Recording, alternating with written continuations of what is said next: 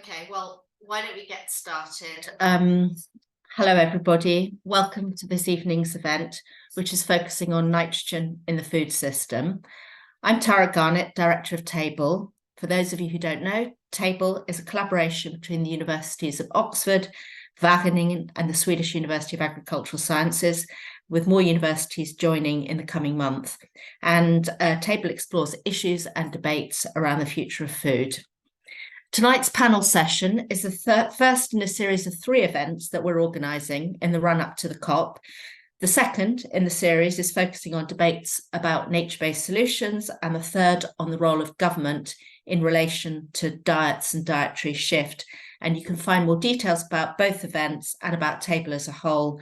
Jackie will be posting details in the chat, and everything's available on our website. So, on to the substance of this evening's event.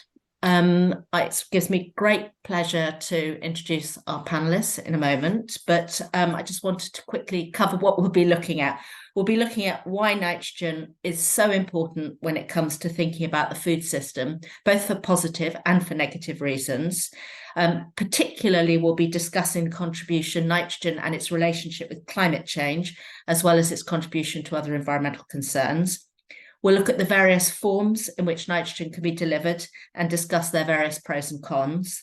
We'll also try and look at nitrogen in context, so why the problems and the solutions are going to be so different depending on where you are in the world. And then importantly, we'll be looking at how we might address some of our nitrogen-related problems, as well as in the context of solutions, some of the debates around the role of dietary change and the arguments for and against more agroecological or organic farming systems. So we have 3 really great speakers on the panel.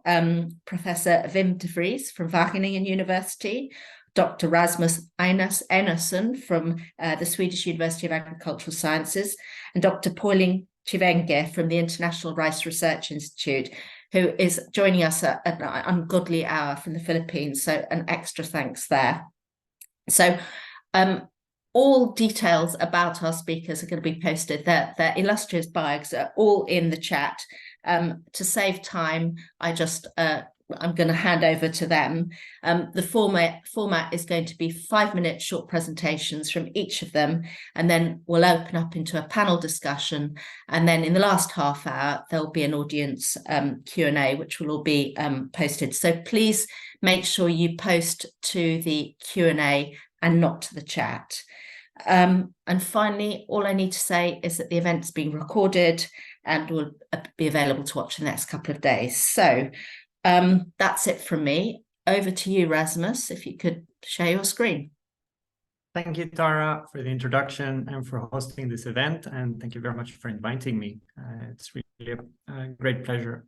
So let's see. I'm trying to share my slides. I hope you can see them now. Yeah, so let's skip right to it. I've been given the great pleasure of opening this with a few overarching pictures showing nitrogen flows in the agri-food system.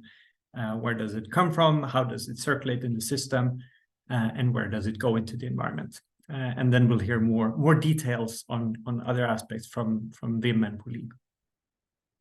So this is a picture showing well, the central point here that I want to make is that the agri-food system always has an influx of new nitrogen from some source.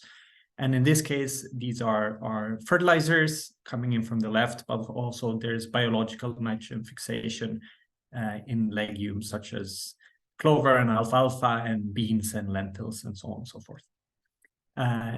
Then much of this nitrogen is circulating inside the system.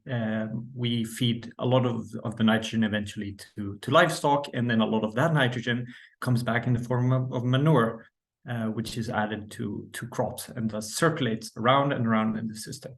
But always in these systems, they are leaky in different ways. So there are inevitably losses of nitrogen in different forms into the environment.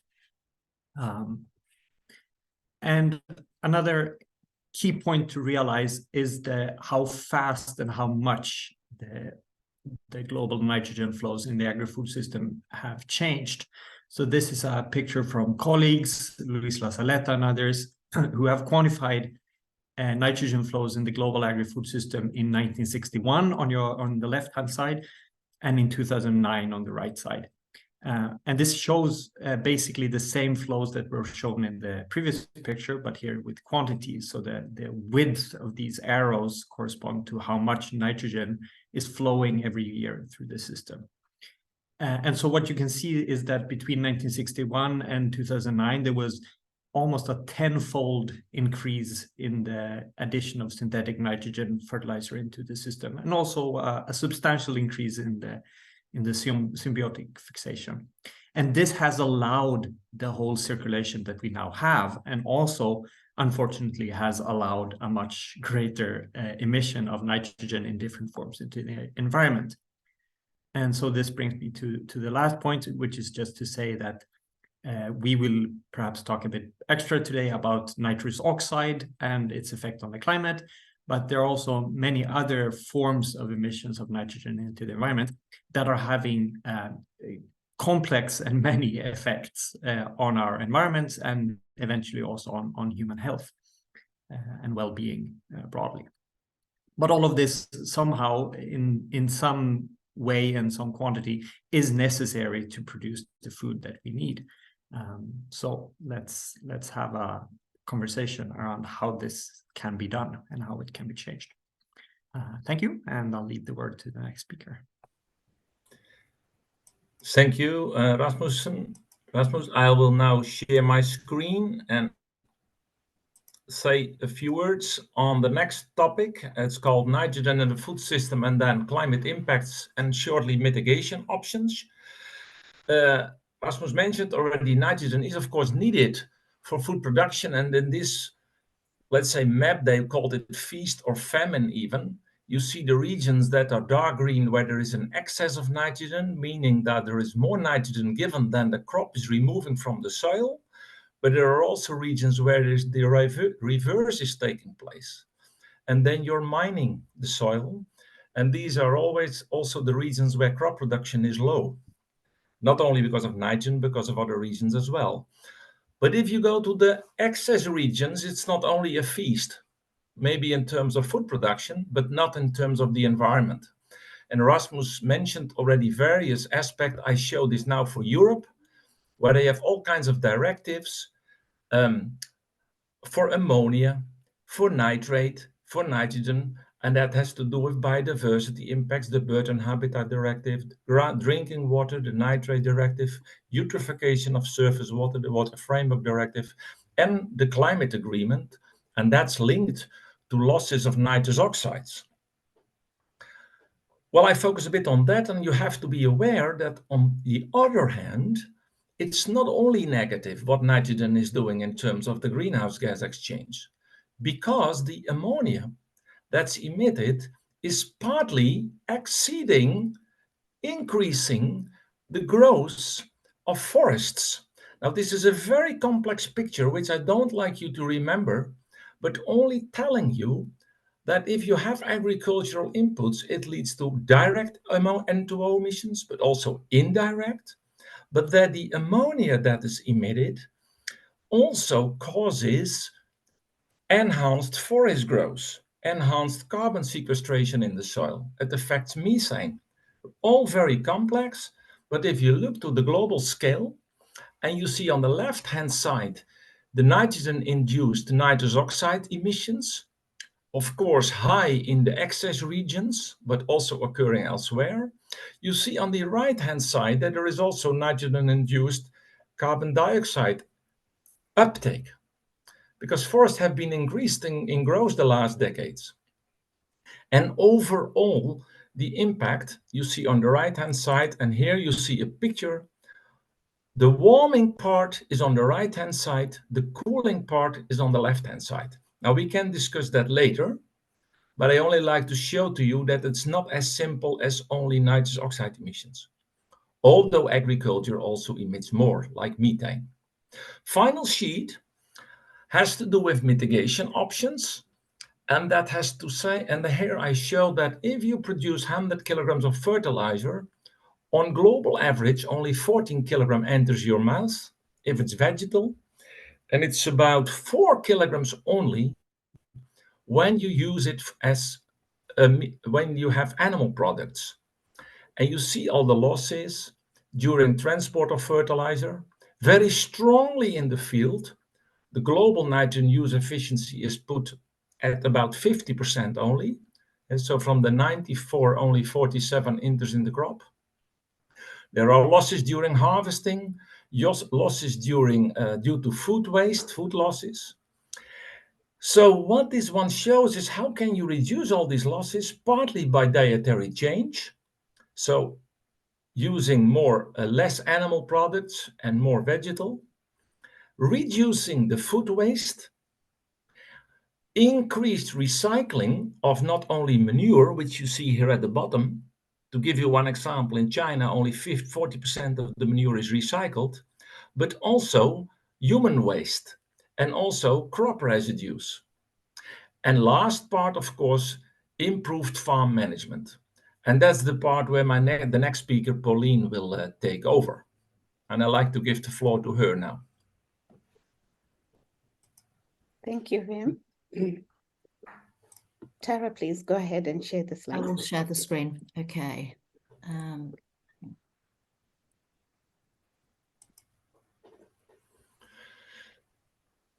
Let me just go back to the Zoom and share screen.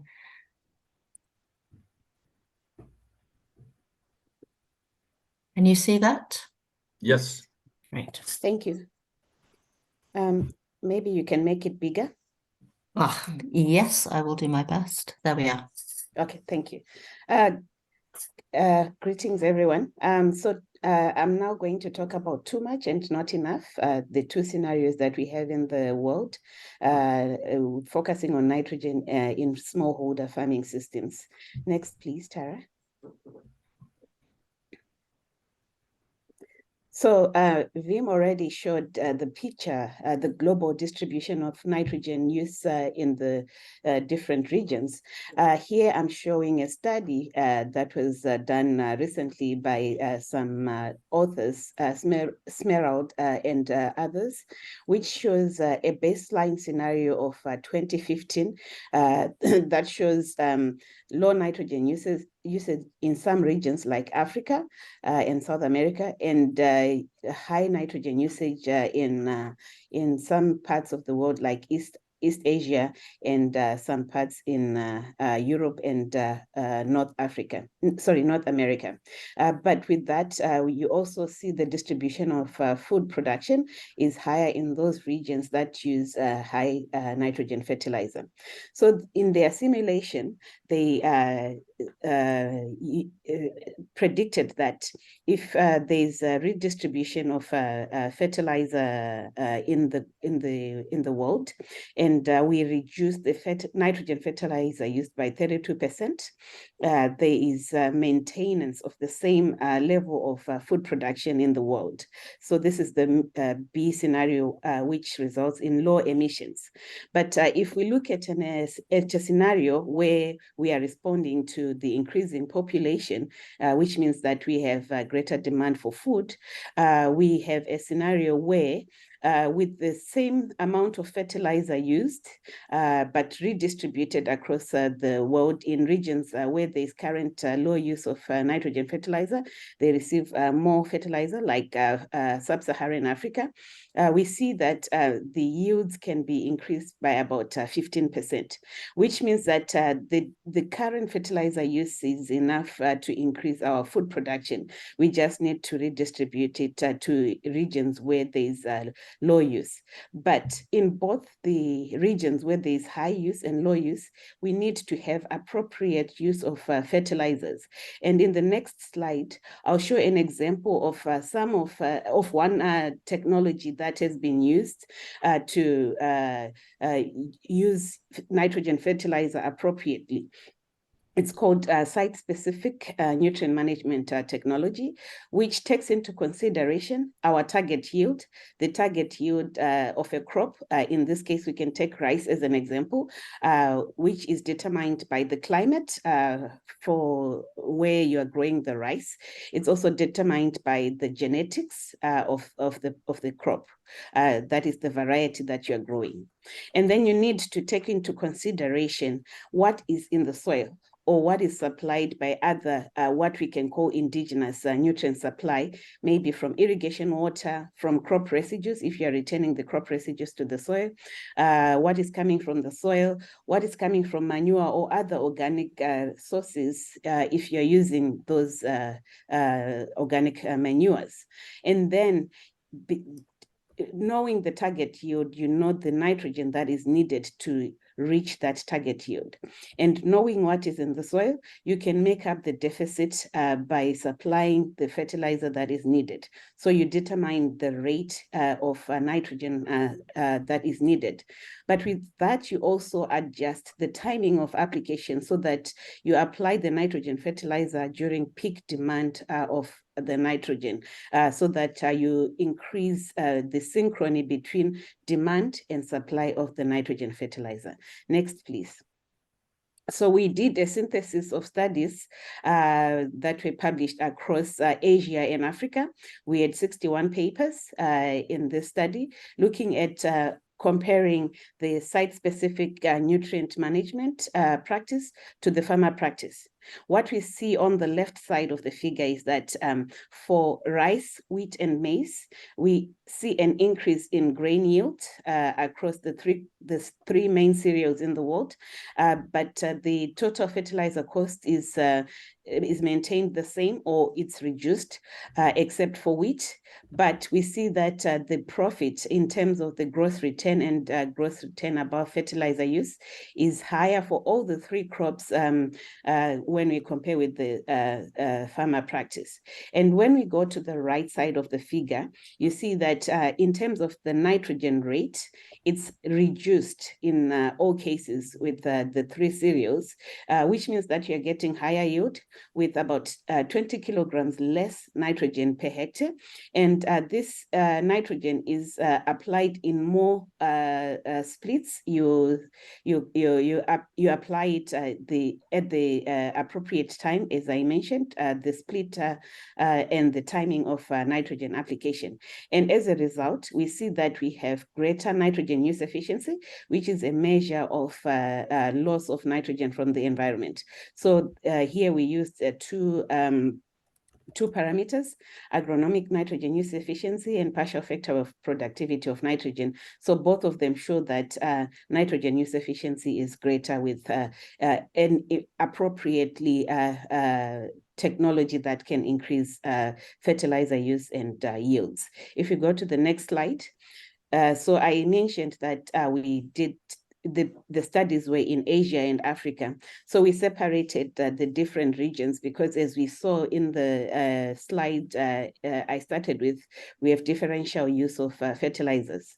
And here I'll just focus on rice because it covers the 4 regions of interest.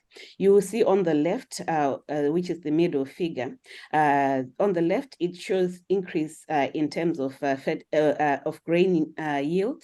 You see that you have greater yield gain with the site-specific nutrient management in Africa and South Asia, whereas in Southeast Asia and East Asia, you have an increase, but that increase is less than 10%. But when you look at the right side of the figure, you'll see that in East Asia, and you see a greater benefit in nitrogen use efficiency. So it means that there's inappropriate use of nitrogen fertilizer currently by the farmers. And if we change the way the farmers are applying the fertilizer, apply less nitrogen fertilizer and adjust the timing, the farmers can still increase their yields without any penalty. If we go to the next slide. So this message shows us that we have to look at different regions when we are thinking of nitrogen fertilizer. And in a study that we recently published, we argued that input reduction principle of agroecology is wrong when it comes to mineral fertilizer use in sub-Saharan Africa. And the reason for this is that in sub-Saharan Africa, we have little or no use of nitrogen fertilizer, which causes mining of nutrients. So there's not enough nitrogen fertilizer. There's mining of nutrients, which causes degradation and other things such as soil erosion, which is bad for the environment. There's also increase in extensification, where we have land expansion to try and increase food production. So that is also bad for the climate, because we are causing deforestation, and we are also reducing biodiversity. And in another publication that we did earlier this year, we show that fertilizer use is important in Africa because it helps to leave nutrients in the soil and enable other life to grow in the soil. So it actually contributes to building soil health. So in Africa, we are arguing that nitrogen fertilizer is needed if we are to maintain productivity and improve profit for the farmers, but also improve soil health. Thank you.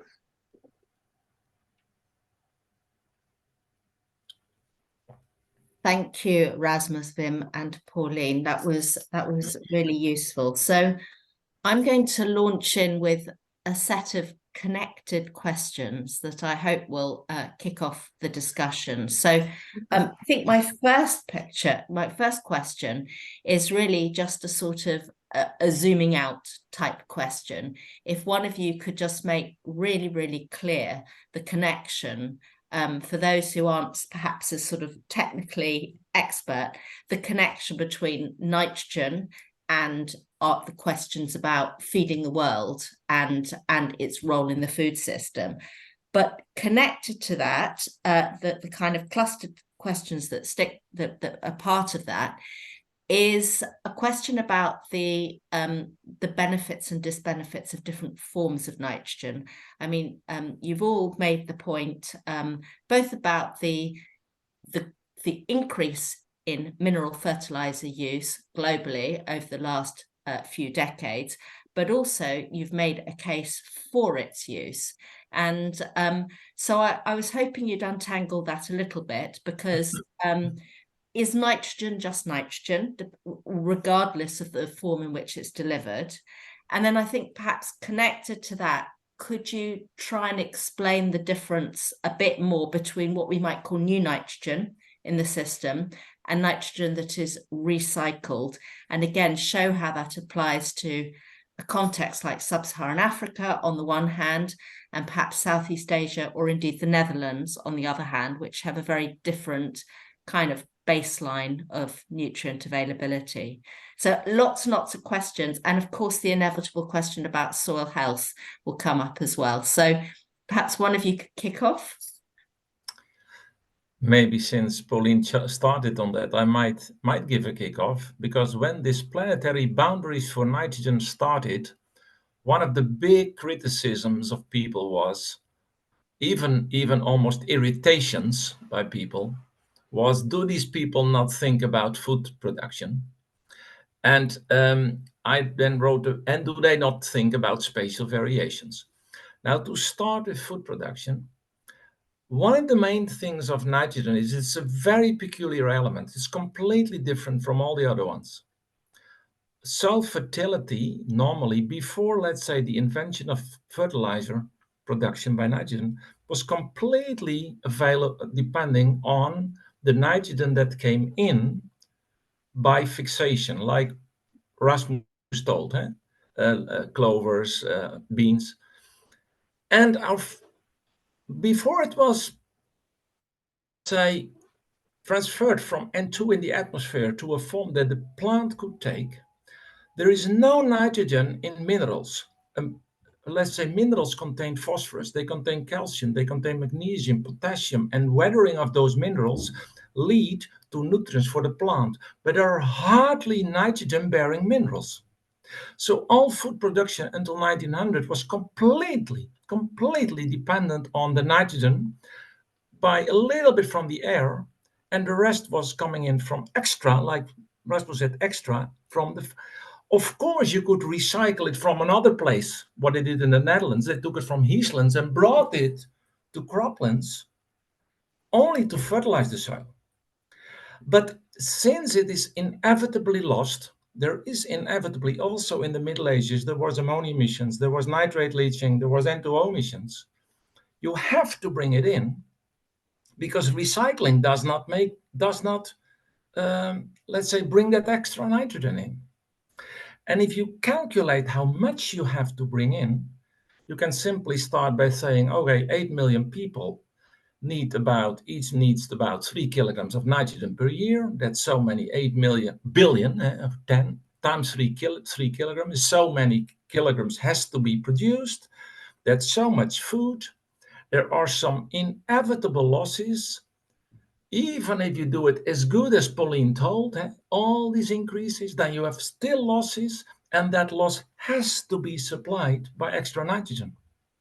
And if you don't do it with fertilizers, you have to do it with biological fixation, but you don't have the area in the world to do it all with, let's say, fixing crops. That makes the issue that you cannot avoid, also in the Netherlands, also in everywhere in the world, to add nitrogen. Because if a Dutch farmer stops giving it, next year he has lower crop yields directly. Thanks, Wim. We'll come back to the question of enough people in the world and biological nitrogen fixation a little bit later. But Rasmus, would you like to add something? Yeah, thank you. So I think it's really good you point out, Wim, that nitrogen is special in this way and really is limiting and cannot really be found in any meaningful quantities in minerals anywhere. So this really sets nitrogen apart. What also sets nitrogen apart from many of the other nutrients is that it has these many different chemical forms. So nitrogen is taken up in a plant, and the plant synthesizes proteins from that, which we can eat. And then whenever a plant dies or an animal dies, it's decomposed, and then it returns into a mineral form that ideally can be taken up again by a plant. But there are also all these other forms, the ammonia that can leak into the atmosphere, the nitrous oxide, the nitrate, and all of these are what we call mobile in the environment. So they have a tendency to flee away to wherever else. And this is also an important difference to many of the other nutrients that nitrogen has this tendency. And so then it becomes a question, as Wim says, of from somewhere you have to add a bit of new nitrogen. So I mean, with all the production we have today, of course, manure is a really important source of nutrients for plants, but it's not a source of nutrients for the whole food system as a whole. So you're making the point that manure is not new nitrogen; it's recycling existing nitrogen that comes from mineral fertilizer or from biological nitrogen. Yeah, correct. And so sometimes you hear in one way or another, you hear the sort of the suggestion or the question, should you use manure or synthetic fertilizer? Which really in the end isn't the question, because manure will always be the nutrients available in manure or whatever other form of recycling we have will always be ultimately limited by addition of new nitrogen into the system. And that can be done basically in two ways. One is the industrial ammonia synthesis, which was invented about 100 years ago. And it's the biological fixation. Both are phenomenal ways, and actually the biological fixation has some distinct advantages, and we might get to those later. But with the current population of 8 billion and the current diets, really doing without synthetic nitrogen fertilizer isn't an option. But we'll, I guess, get back to the diet question diets later. in a bit, yes. And on the question of soil health, I mean, we hear a lot about mineral nitrogen harming soils. Can you say a bit about that? Does a plant care what the source of nitrogen is, to put it very crudely? Can I maybe say something about it, or Pauline maybe? But I was thinking the point is, of course, between manure and fertilizer, has always to do with health and fertility. Let's say the whole idea is that, for example, soil carbon is seen as a very important, let's say, element of the soil for microbial, let's say, the soil life, for decomposition, and you know, all those things. And then people, of course, say if you add manure, you add carbon. You don't do that with fertilizer, which is true. But even these things are depending to each other. To give you one example, with more, it is shown that with increasing crop yields, also more crop residues are going to the soil. And that's also leading to more carbon, soil carbon sequestration. That has been found in China in the last 30 years, that the carbon has increased because of increased crop yields, because of fertilizer. That's number one. One bad thing is, of course, if manure is produced and it's not recycled. That's a huge problem in China, because with the recycling, they forget to recycle calcium, magnesium, potassium, and due to the fertilizer, they acidify the soil, and they can almost completely reverse the acidification by enhanced manure recycling, not needing much lime to do so. So my key point is, don't waste the manure, don't waste the human cell, but don't think it is and even farmers in the Netherlands complain, we will going to be using less manure because our livestock has to go down.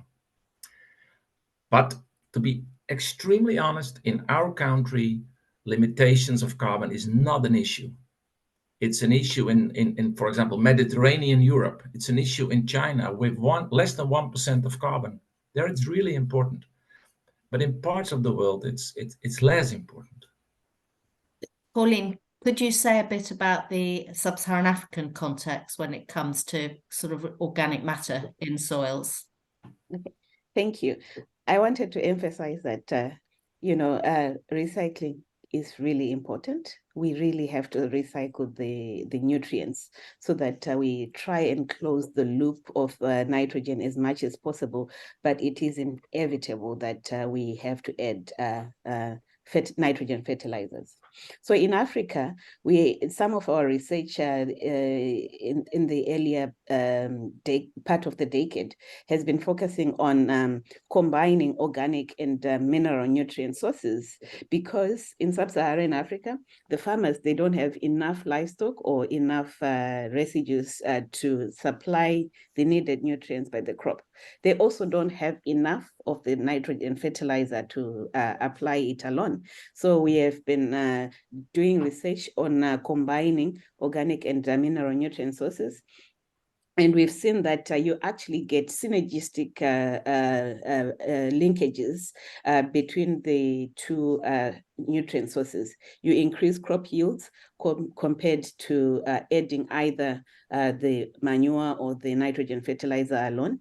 You actually increase the carbon sequestration that Wim was talking about, because most of our soils in Africa are depleted in carbon. So the integrated soil fertility management is one of the approaches that we are focused on in sub-Saharan Africa in the main cereal crops, because it is practical for the farmers, but it also leads to improved soil health that we've been talking about, and it supplies other nutrients, the recycling of other nutrients that we usually don't focus on: calcium, sulfur, magnesium, the micronutrients. You tend to recycle them, and you add them back to the soil, and you have less need to focus on those nutrients. Yeah, I think I can stop here for now. Thank you. Thank you. So you've all been talking about the sort of carbon and the nitrogen hand in hand, but I'm just, that calls to mind your slide, Wim, where you were talking about the very complex effects that nitrogen has, both on global warming and on global cooling, both via carbon dioxide sequestration and uptake, and the methane effect. And obviously you went through those slides very quickly, but it looked like it was more or less neutral, sort of, which would make you could present an argument of, oh, well, we don't need to do anything about it then, which is presumably not your argument. I mean, Yeah, what would happen if we modified our nitrogen use? I must tell to you first that this slide included also nitrogen oxides. So the overall effect was not only ammonia from agriculture. And these nitrogen oxides have also different impacts, but I agree with you that it looks almost overall comparable.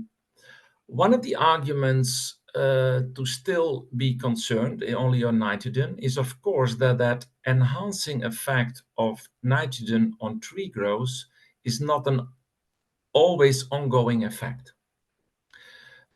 One of the things was that people thought that CO2, they call it CO2 fertilization, increasing CO2 fertilizes the forests and has led to increased forest growth and carbon sequestration in the trees. But if you limit nitrogen, think about regions in the Ural where there's only 3, 4, 5 kilograms coming down. If that becomes 7 or 8, it means that, because if there is no nitrogen, the CO2 fertilization doesn't work. It works for a couple of years and then there is nitrogen limitation. So yes, it has an effect, but the concern is it's only buying time, where N2O always go up. This carbon sequestration will ultimately stop, right? That's number one. Yes, but further, you have to realize that also all these people who talk about climate smart agriculture and sometimes believe miracles of it, and even talk, they do not realize that for carbon sequestration in the soil, you need nitrogen and phosphorus. If you sequester carbon in organic matter, inevitably there is nitrogen associated to it and phosphorus associated to it. They call it the stoichiometry of the C to N to P in organic matter. And if you don't do that, you don't sequester it. So. And presumably you're we're just mindful of Rasmus's initial presentation and yours actually, which just made the point that we're not just talking about the damage caused to the climate, we're talking about all the other negative environmental impacts of excessive nitrogen use. To be very honest, if you look to the INI, that's the International Nitrogen Initiative, and you look what the biggest concern is on the global scale for nitrogen, it starts with water quality. Yeah. In the Netherlands, to be honest, it's biodiversity. The whole nitrogen crisis in the Netherlands is biodiversity, but the first thing is water quality, then biodiversity, and the last one for nitrogen, climate, because of also these counteracting effects. But of course, if you take agriculture as a whole, there is methane, as you know, which is doing a thing, big thing, and CO2 from drained peatlands and so on. Yeah. Can I, Tara, yes, you allow me to ask a question to Wim? Yes, sure. So, I mean, we've been in the question before is, so what can be done? So nitrous oxide being emitted from soils and from manure management and so on goes into the atmosphere, has on average an atmospheric lifetime of about 100 years, then it's converted to dinitrogen again. So once we have nitrous oxide in the atmosphere, that has a warming effect. Whereas then, as you mentioned, the ammonia emissions, for example, have this forest growth and then a cooling effect. So what I'm wondering is, what can be done for specifically mitigating nitrous oxide emissions without also lessening the cooling contributions? And of course, there are nitrification inhibitors and so on and so forth. But I guess there are also many things we can do in cropping systems otherwise. I'm afraid that's a big issue. I think you have to make choices because ammonia emissions are also not wished because of contributing to particulate matter. But as you know, particulate matter has a cooling effect. So it's really reducing ammonia emissions and NOx emissions to reduce particulate matter, because 40% of particulate matter and health effects is due to nitrogen, at least in our country. And in China, it's the same. And if we reduce that for health, we are increasing the warming. It's really a dilemma, to be very honest. I've heard even that if there were no particulates in the atmosphere, our temperature could have a temperature increase on the global scale could have been 0.3 degrees bigger. So yeah, what can we say about this? So I think one thing we could do is ask a set of bigger questions. So and that is we've had a really clear explanation of the kind of the complexities, the warming and the cooling effects, of the importance of considering different sources of nitrogen. And we've also heard about the growing global population and their requirement for food. But at a systems level, I think one of the things that I think you pointed out, Rasmus, in your slide, and indeed you pointed out in yours, Wim, which was that the leakiness of the livestock system when it comes to the amount of nitrogen in the form of animal product that you get relative to what you put in. So one of the core arguments that have often been made is that we need to look at nitrogen from a systems perspective, and as part of that, rather than saying this is how much food people want and let's try and supply it, it's like, how much do we need? In other words, what is the role, in your opinions, of dietary change, and what would that look like? And if there were dietary change, would one have more options when it comes to different forms of nitrogen use? I don't want to start, so I first look to the others. I have quite some answers to give, but maybe the others like to start first. Well, Pauline, why don't you start? Yeah, please.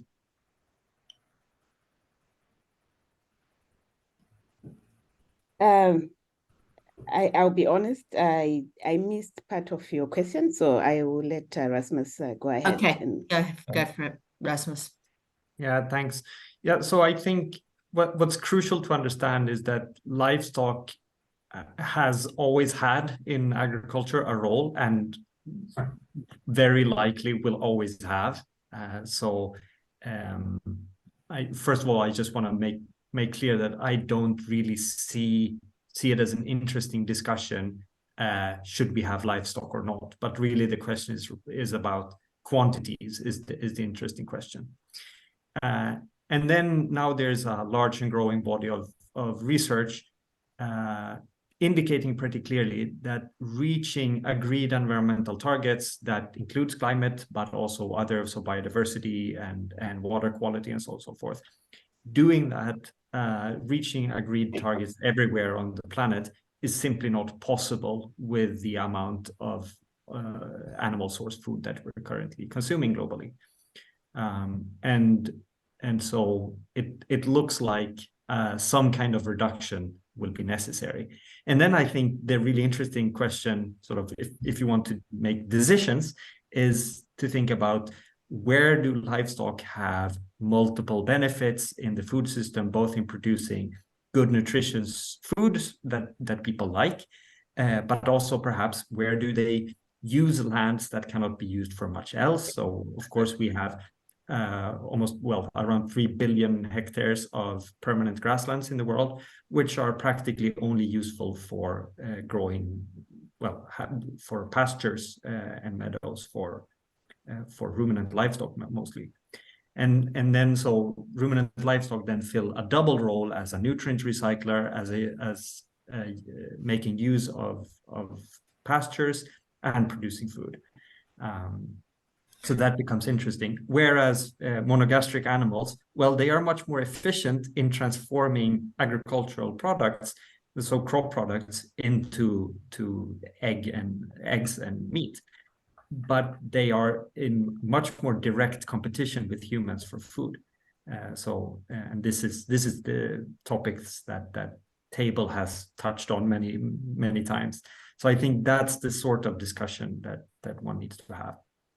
But I think what's clear is that livestock have and will continue to have an important role in food systems, but currently they seem to be way too many in many respects. Maybe I can add to what you said, Rasmus, which I fully agree on. the ideas, the following idea. There is a professor in Wageningen, Imke de Boer, who says you should keep as much animals as what Rasmus said, as you do on land that otherwise cannot be used for croplands, on one hand. And the second point, that's also an issue, that's food waste. Quite some food waste, of course, but if you reduce food waste, then you can have less animals, but quite some, let's say, pigs are fed by waste that food that is wasted, while it's still used by the pigs. But even if you take those flows on the global scale, and you say we should reduce food waste as much as possible, and the remaining part that's inevitable goes to animals as much as possible, even then, it's clear that you can have to reduce your animal numbers by at least 1/3 or more. But it's also clear, and I made a study on that on the global scale, that if you are becoming all vegetarians, you're going to let's say an optimal land use and nitrogen use, but it's going negative again if you don't use any animal, because of that point that Rasmus made. Because if you don't use that land, which is only suitable for livestock, you have to produce vegetables or vegetable food on croplands. You need more fertilizer for doing that. And we have looked into this kind of impacts on ammonia emissions and nitrous oxide emissions. And one thing was clear: reducing, let's say, changing your diet towards more vegetables, or let's say rice, grains, and non-animal food products, changing your diet really clearly, strongly reduces the ammonia emissions, but the impact is not so big on nitrous oxide, not so big. Because of the fact that fertilizer produces for sure per kilogram nitrogen as much as as manure. Well, manure is more in the ammonia. And if you go too far, you need really much more fertilizer to produce the food that you still need. Thank you. So I just wanted, Pauline, your thoughts on this question in sub-Saharan Africa, partly because of the role of livestock for many of the world's poorest people, but also partly in relation to land use, land degradation, organic matter, and the rest of it. So, and then I'd like to turn to legumes if possible, but yes. Okay, I think Wim and Rasmus covered it really well. In sub-Saharan Africa, we actually need livestock for multiple benefits that Rasmus talked about. We need livestock for transportation, for manual labor, tilling the soil. So that is really useful. And actually, livestock is considered a source of wealth. It's an indicator of well-being of the farmers. It also helps in terms of nutrition. So you find that most of the families that have livestock have better nutrition than those families that don't have livestock. So in sub-Saharan Africa, we really need the livestock. We actually don't have enough because you'll find that even those farmers that have livestock, they don't have enough manure to apply to their pieces of land. They end up rotating in their pieces of land from one year to the other. So in many cases, those farmers that have high numbers of livestock, they apply manure in one field once in every 3 to 4 years. So that's not adequate in terms of adding to the soil. Yeah. So we'll go around to the kind of a new source of nitrogen, which is legumes, and it's sometimes very tempting to think that legumes or beans are the sort of the answer to everything, because they're an excellent source of human nutrition. They fix nitrogen in the soil, and yet presumably they also have some kind of carbon sequestering role insofar as they fix that nitrogen. So what are the downsides insofar as there are any? I would say the area that they need. I mean, if you, let's put it this way, if you want to grow a crop, the first thing you have to realize, of course, it's not only nitrogen that the crop is needing. Africa, but maybe Pauline, you have to correct me if I'm saying it wrong, but phosphorus limitation is also a huge issue in Africa, huge.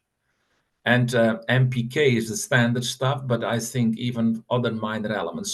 So good nutritional approaches where fertilizers, but that not nitrogen fertilizer, but other fertilizers are used to increase production is the thing you need to do anyhow, and that's independent of legumes, because that only gives nitrogen. And if you then see how much nitrogen is needed, then you can imagine how much area of cropland you need to do so. And that is simply too much. That is without adding fertilizer. And you can also say what, as such, of course, there's also a bit of mythical ideas sometimes. I mean, for a plant, it doesn't matter whether the ammonia comes from whatever source, it's to them ammonium and nitrate. The nice point of a legume, of course, is also that it adds carbon to the soil. That's true. But if you enhance crop growth, you also add carbon to the soil by enhanced crop residue input. So there's not big difference there. Yeah. Yeah, so I would maybe add a distinction about legumes. So we talk about two main types of legumes, and one is grain legumes or pulses, such as beans and lentils and so on. Yeah. Which can be used as livestock feed and are used widely as livestock feed, but also excellent food for humans. And so if we view beans and lentils and peas as a replacement for meat or milk or other protein sources for humans, this is extremely much better. So it uses much less land to produce the same amount of protein. Beans or all the pulses also contain quite a lot of carbohydrates, so it's a good energy source as well. So that's really excellent food, which many populations in the world could and perhaps should eat more of. So that's one type. Perhaps the less visible or well-known form of legumes are forage legumes, such as clover and alfalfa, which are grown also on large areas in the world, and especially here in Europe, where I am. It's a key ingredient in food, both in pastures, directly grazing, but also in silage or hay that's harvested. And what's interesting with the forage legumes is that they fix much more nitrogen than the grain legumes. So they can really supply a cropping system with very large amounts of nitrogen, which, well, that becomes useful in the whole cropping system if it is used by livestock as feed. So this was sort of the basis in the 1800s in Europe. This was the basis of agricultural intensification, was growing more clover and having ruminant livestock that would eat the clover, and then you get the manure out, which is about 90% of all what they eat in nitrogen comes out as manure, which can then be used in other crops. So this was sort of the engine of the European agriculture in the 1800s. And so that's a very specific and interesting role of forage legumes that, if used in a good way, can really be a good engine for our cropping system, and is the engine in most organic farming systems. But maybe to add, Rasmus, that was the engine. And nevertheless, in 1899, before nitrogen fixation was invented, there was a lecture by a man in the British Society saying, the world is facing a catastrophe in the coming decade, in the coming century, because nitrogen is not enough to feed the growing food population. Oh, sorry, human population. We had about 1.5 billion people in 1900. And that was all fed by this system and a little bit extra. And then he was foreseeing, a bit this famous Malthus catastrophe. And then he said, human population is increasing. We cannot feed it by this system only, unless a genius chemist will rise up, who is able to fix nitrogen from the atmosphere. It's a famous lecture. And that happened 5 years later. So I'm trying to say, yes, I agree with you. It was the way to do it, and it is really useful. But we cannot, and that's what we said before, we cannot feed the whole world as it is now with it. I don't think so. Or at least what's clearly known is that we cannot produce the current global diet without synthetic fertilizer. No. It's quite plausible that some diet for 8 or 10 billion people could be produced without synthetic fertilizer, but that would require a large dietary shift globally. Yeah, And just to add a bit on Rasmus, you pointed out that we have grain legumes, but if we are talking of cropping systems, you clearly pointed that grain legumes fix less nitrogen than these forage legumes. And much of that nitrogen in the cropping system is taken out as grain. So if you are trying to rely on these grain legumes to supply nitrogen for the next crop, it's very little without supplementing. So you would need to supplement a lot of nitrogen if you're going to grow a next crop that does not fix any nitrogen. Thank you. So I think I'm going to go open to, there's loads of questions in the Q&A, but just to try and summarize that if we are on a sort of feeding the world from a business as usual perspective, nitrogen fertilizers are very much needed, and there are ways of deploying those fertilizers in ways that do less damage than they do today. But that other possibilities are also there, which would entail quite substantial dietary shift.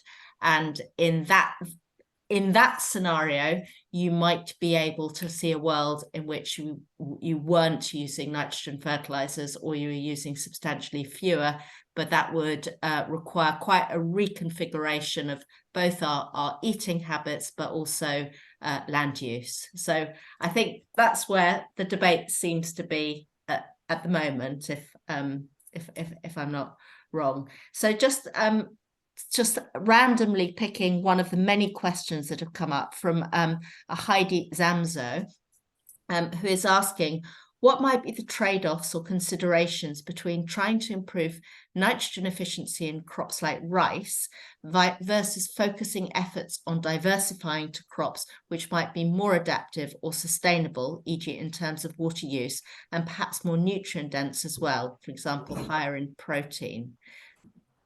Does anyone want to have a go at that? I guess since I work for the International Rice Research Institute, Yeah. I'll take the first go.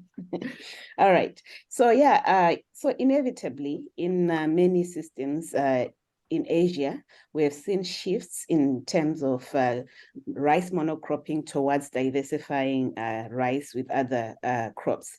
It's driven by the shortage of water. With climate change, we are going to have less water, and it's no longer possible in some regions to produce 2 to 3 rice crops per year. So farmers are inevitably having to shift in terms of diversifying with other crops like mung beans, lentils, and the like. So diversification can improve the diets of the farmers and also improve nutrient cycling.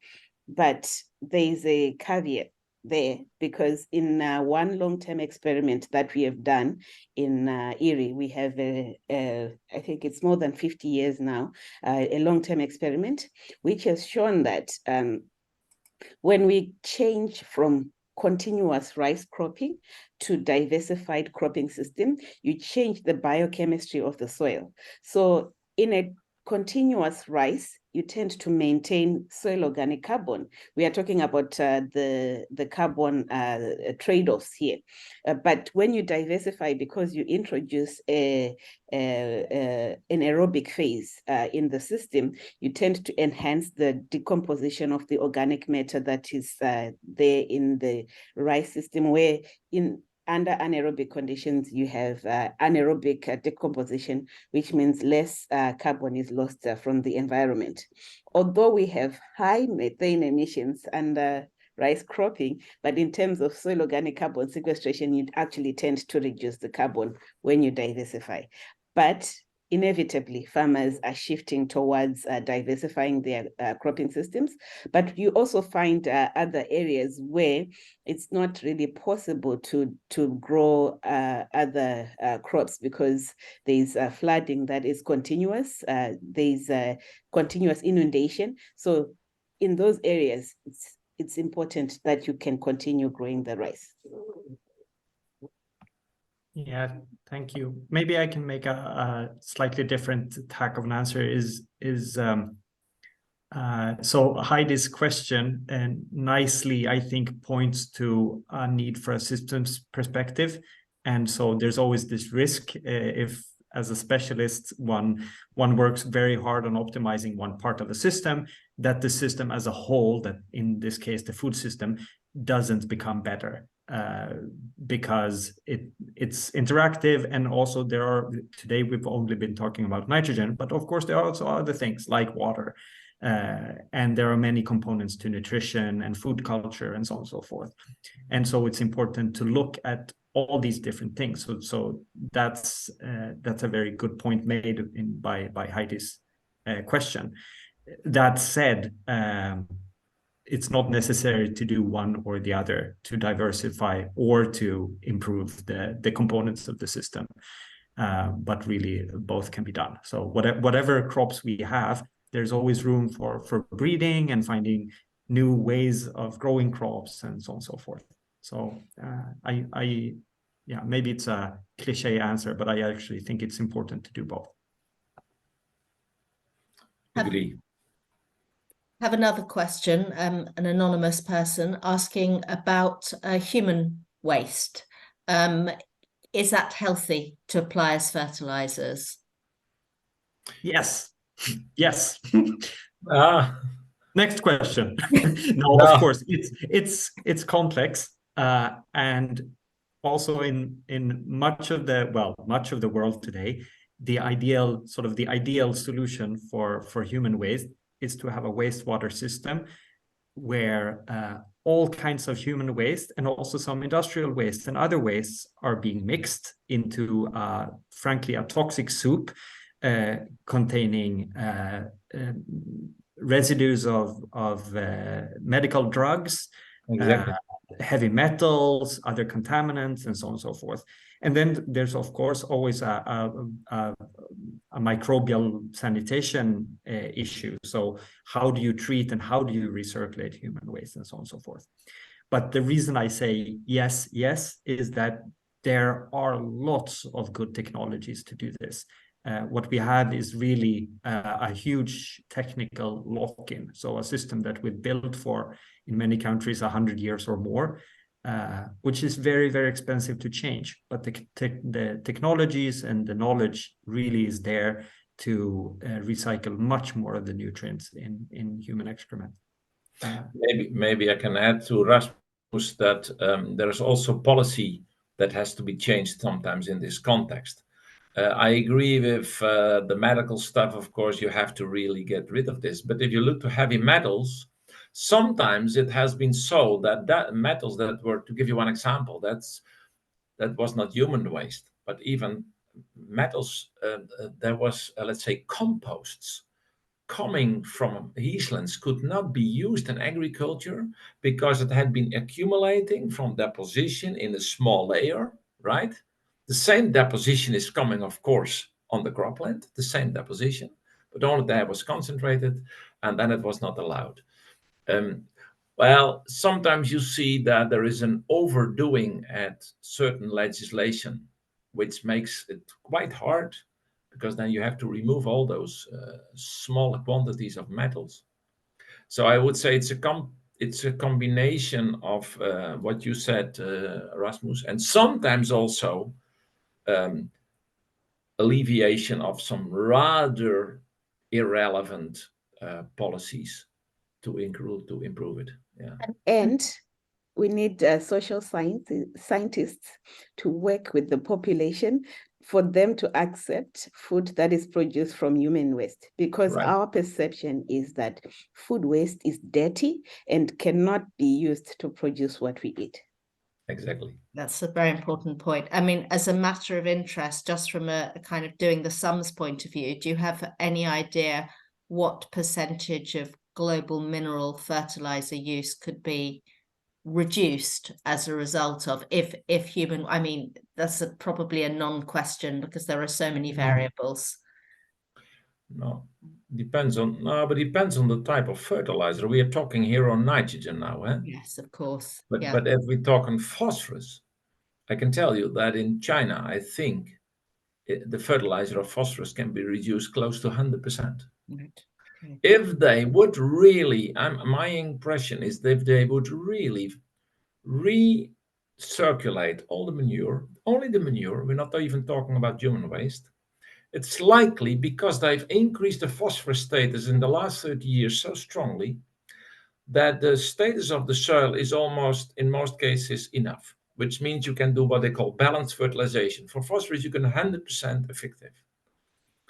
If you then look that if they recirculate all the manure, it's almost enough for the food demand. Of course, that means a big reduction in phosphorus and also in nitrogen. How much?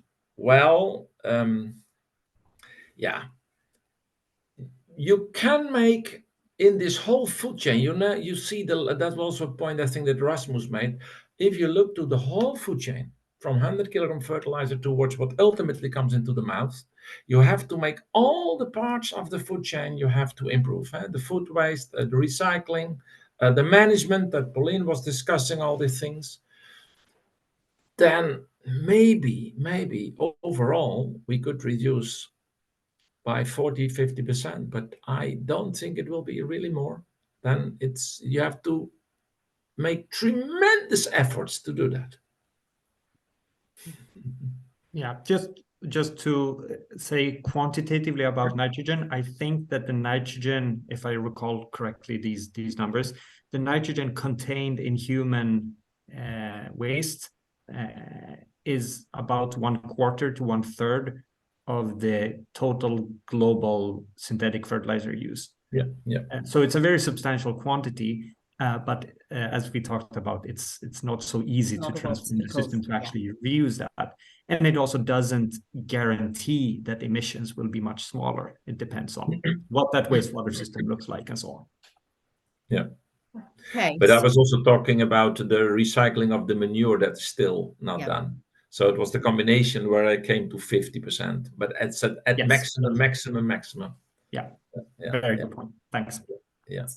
So I have a question. I have two questions. I'll take them one in turn, each in turn. So one from Robert Barber, who asks, to what extent would adopting a livestock on leftovers approach to livestock create the space for biological nitrogen fixation to play a much bigger role in crop production? I think you've sort of answered that in your earlier remarks, at least you have, Rasmus, but if you had anything additional that you wanted to say there, using land unsuited to other cropping purposes and recycling crop residues and all the rest of it, to what extent would that bridge the gap in terms of reducing the need for mineral fertilizer use and enabling more biological nitrogen fixation?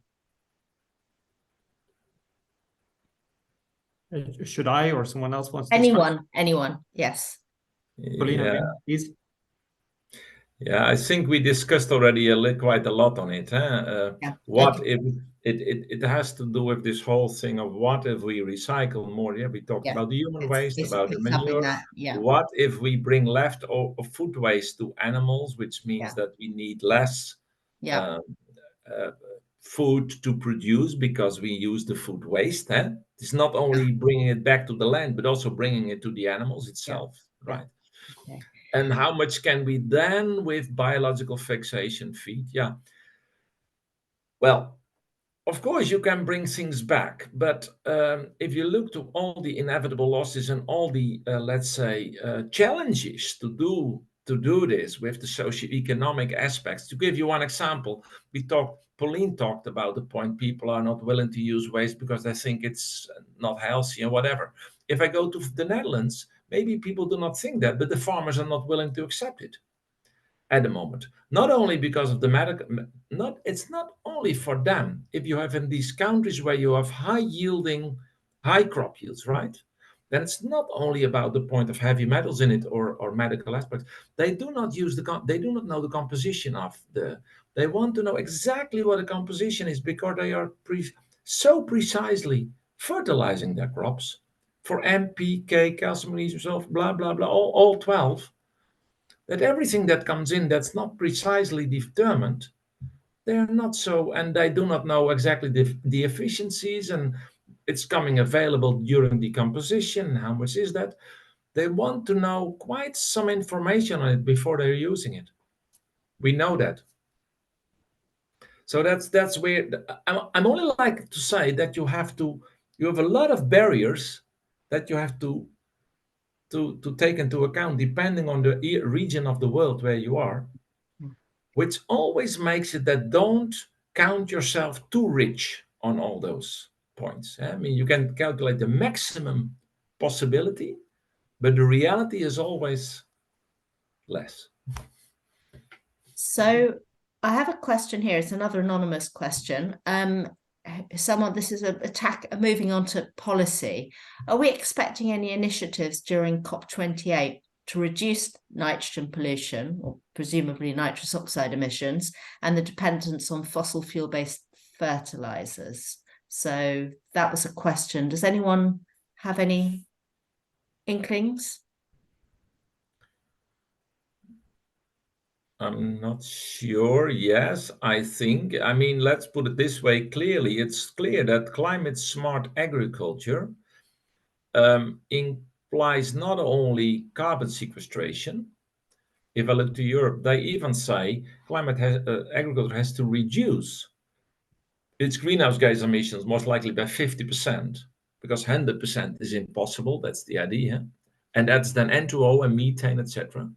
And that means, but then the question is, will that be done by less fertilizer, or what Rasmus also mentioned, nitrification inhibitors, urease inhibitors? So all these more technological type of things to try to reduce it. I think it will be a combination, because I agree with you, fertilizer consumption also means production with high CO2 emissions related to that. So I think there is a pressure. It's even on the farm to fork, and the Green Deal in Europe is 20%, the use of reduction in 20% in the use of fertilizers.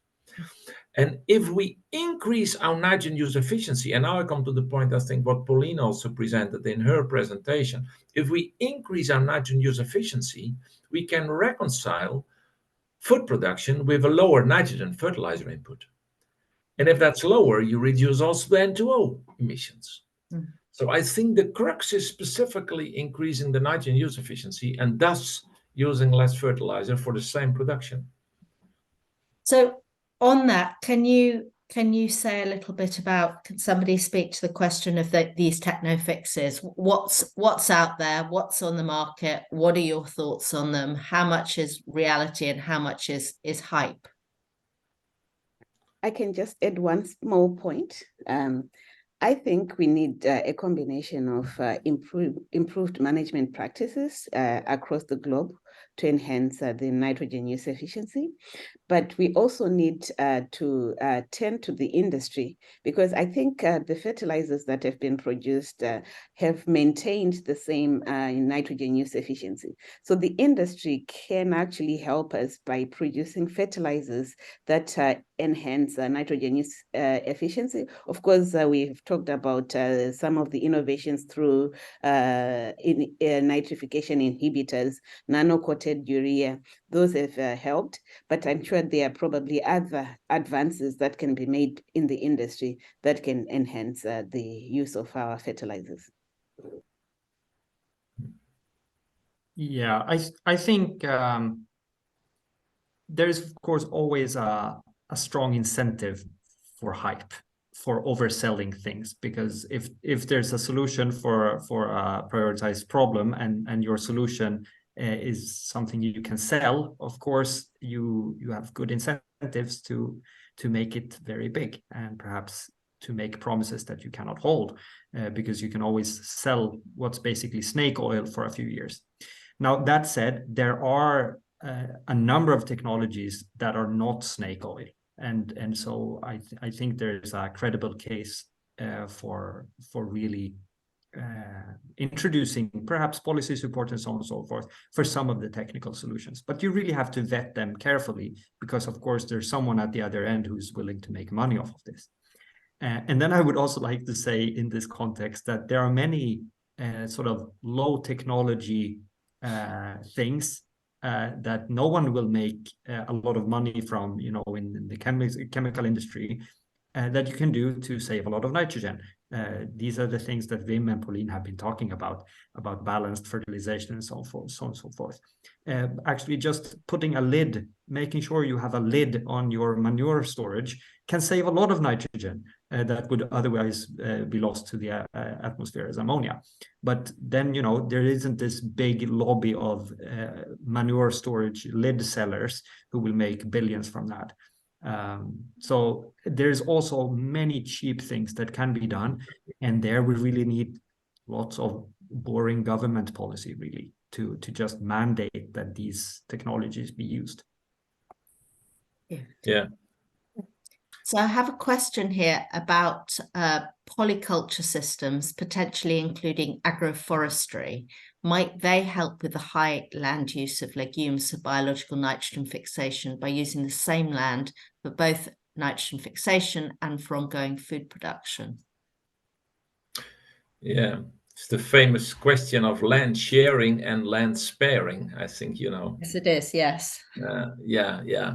So I wouldn't, it's always when you have these nuanced speakers, they always say it's and not or. I think the three of us are on the same page here. But I think, yes, many systems can be an answer partly. It's never the answer for everything. But I know that there are places where agroforestry can really be helpful and be useful. But it, on the other hand, also means as that high production can also spare land to be used, because, you know, also the big biodiversity issues on the globe.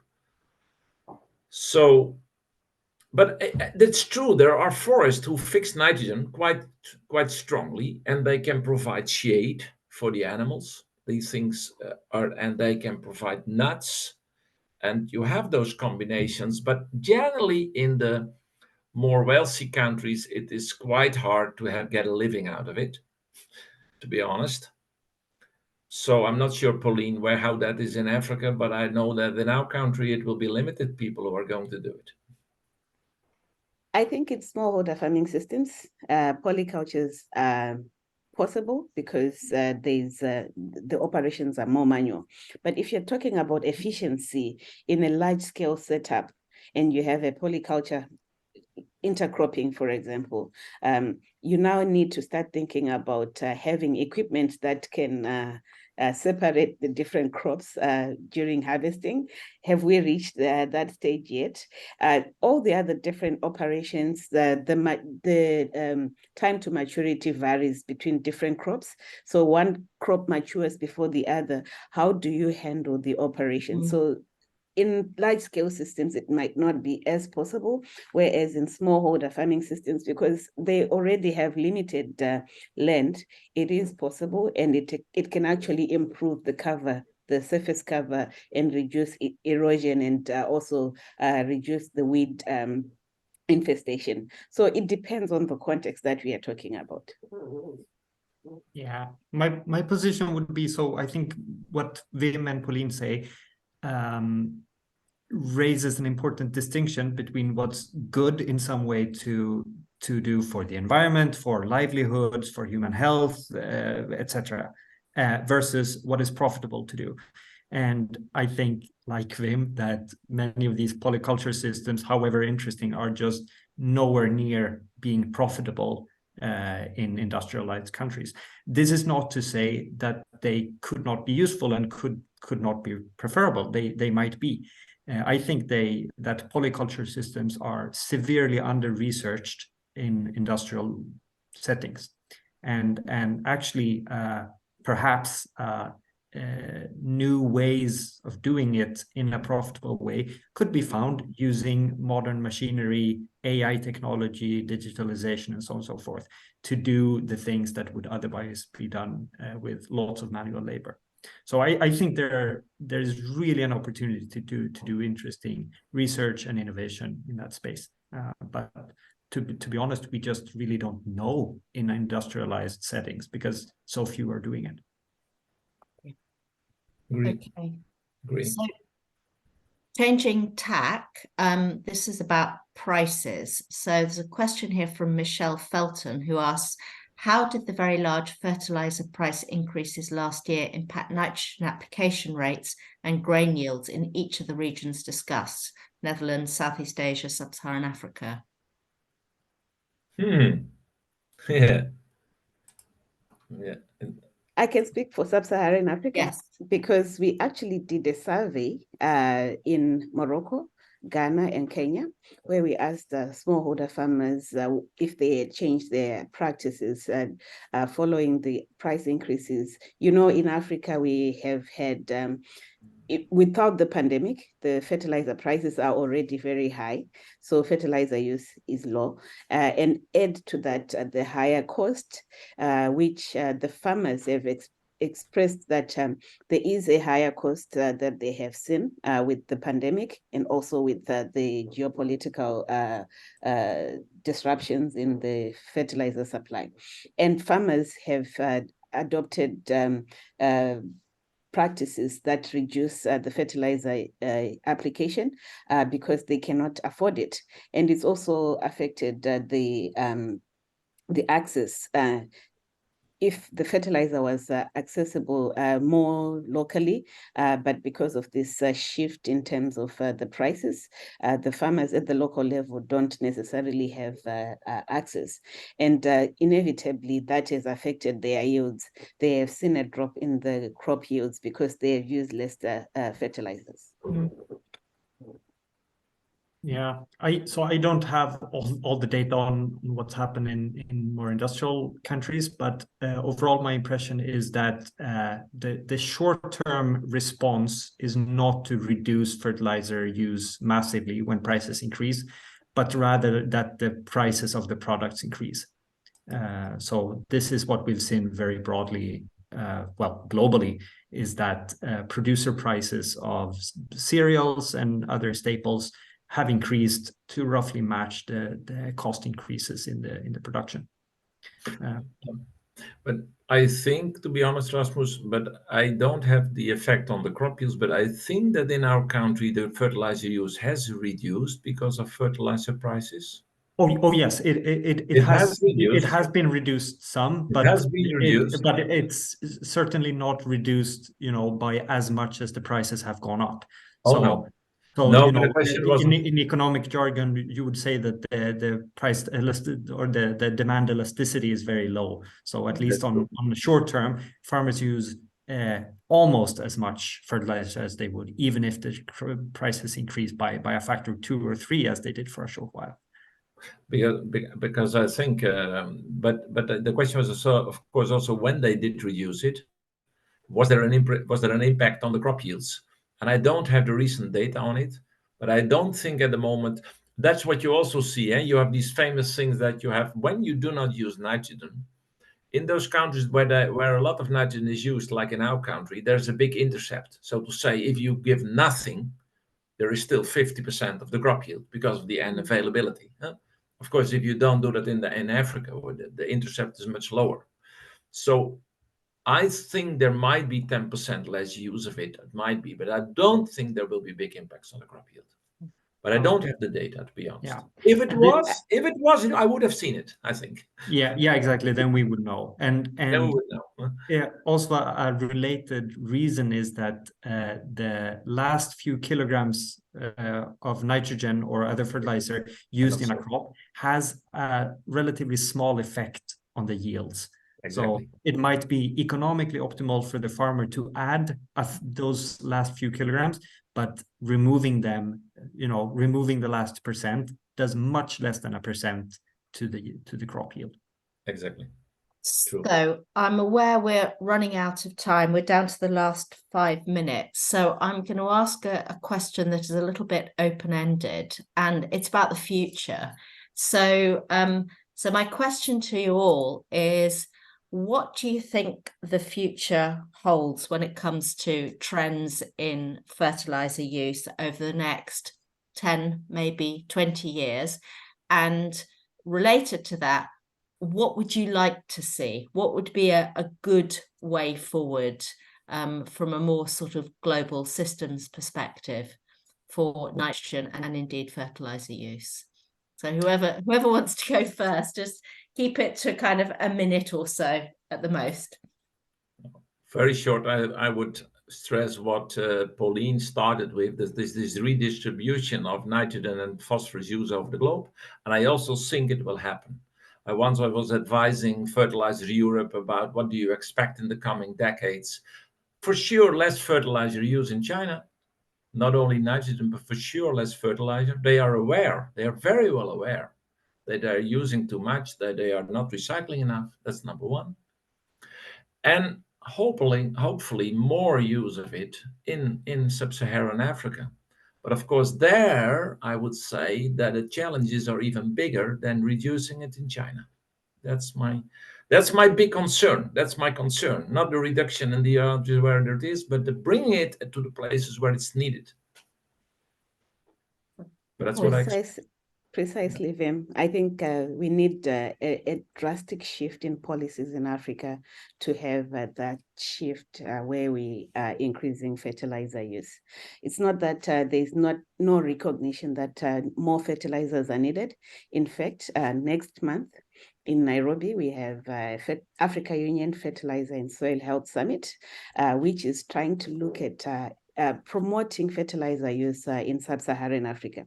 This is following the Abuja Declaration, where they talked about increasing nitrogen fertilizer, well, not just nitrogen, increasing fertilizer use from the then 8 kilograms per hectare to 50 kilograms per hectare by 2015. Have we reached there? No, we are currently at less than 20 kilograms per hectare. So the efforts or the calls to increase fertilizer use have seen some shift, but that shift has not been enough. But we really need to improve fertilizer use in Africa. Rasmus, over to you. Yeah, thanks. So if we are to believe international agreements, fertilizer, losses of nitrogen to the environment and thereby probably also fertilizer use will drop by about 50% in the coming decade or two. Because this is decided in some high-level policy documents, including the recent, the last year's agreement in the Convention on Global Biodiversity. Now, I don't really think this is about to happen. We have several of these very, very ambitious, nice-sounding global or regional political agreements, which are currently not matched by local and national policies. This also includes the European Union, which has a number of nice things written in its the Green Deal of the European Union and the Farm to Fork and biodiversity strategies and so on, where policy implementation has not been very fast, and where we are still waiting for an actual communication about the integrated nutrient management action plan from the European Union. Because, well, politically, this is very difficult because many countries have now realized a very real trade-off between productivity, food self-sufficiency in a country or region, and environmental pollution on the other hand. And so I think we will see fragmentation. Well, that's a really cheerful note to end on. So before you make things worse, Rasmus, I will, it remains for me to thank all three of you very much, and to participants who have hung on to quite late now in the evening, and wish you all a good night, and thank you very much indeed. Thanks. Thank you for the invitation. Yeah. Thank you. It's good to do it. Bye-bye. Bye-bye. All the best. Bye-bye.